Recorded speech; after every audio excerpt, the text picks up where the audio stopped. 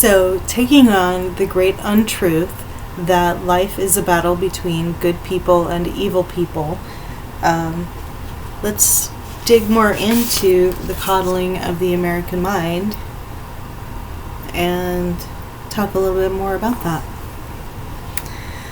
There's a famous series of experiments in social psychology called the minimal group paradigm, pioneered by Polish psychologist Henri Teufel, who served in the French army during World War II and became a prisoner of war in Germany.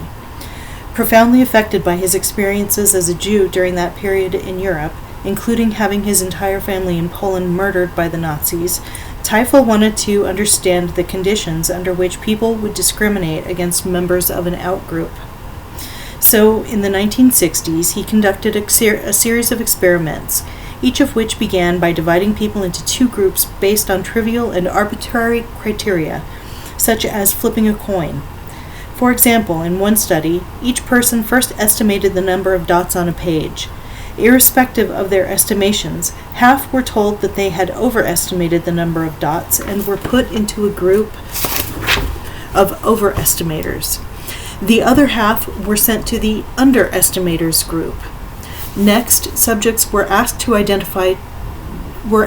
distribute points or money to all the other subjects who were identified only by their group membership.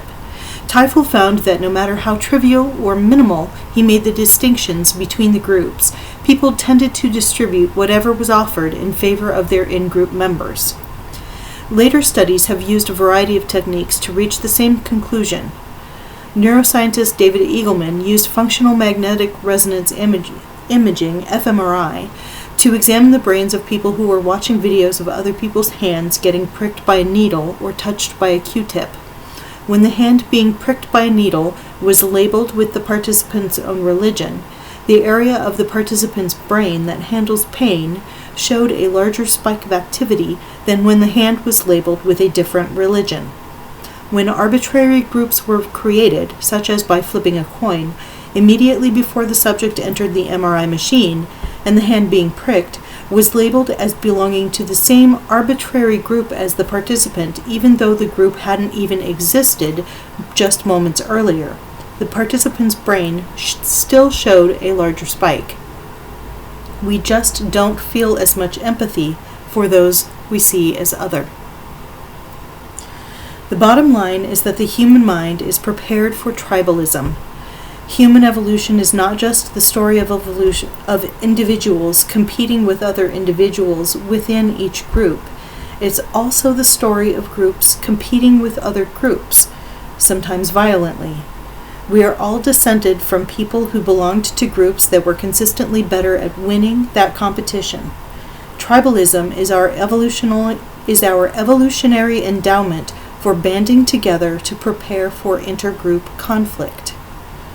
When the tribe switch is activated, we bind ourselves more tightly to the group, we embrace and defend the group's moral matrix, and we stop thinking for ourselves. A basic principle of moral psychology is that morality binds and blinds, which is a useful trick for a group gearing up for battle between us and them. In tribal mode, we seem to go blind to arguments and information that challenge our team's narrative. Merging with the group in this way is deeply pleasurable, as you can see from the pseudo-tribal antics that accompany college football games. But being prepared for tribalism doesn't mean that we have to live in tribal ways.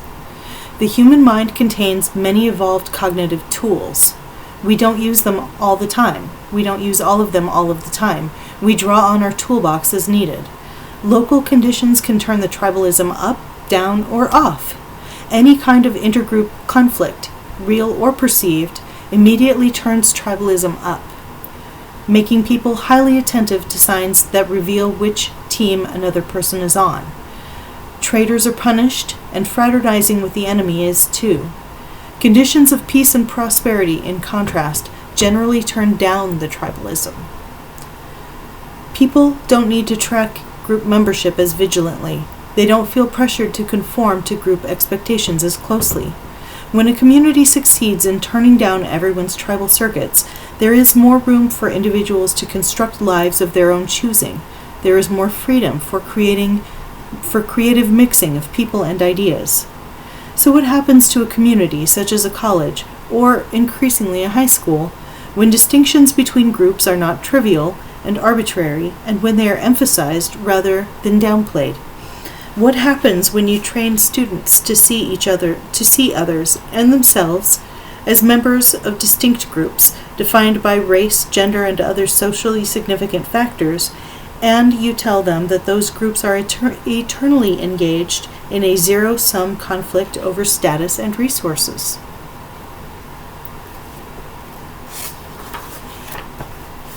Identity politics. Next part.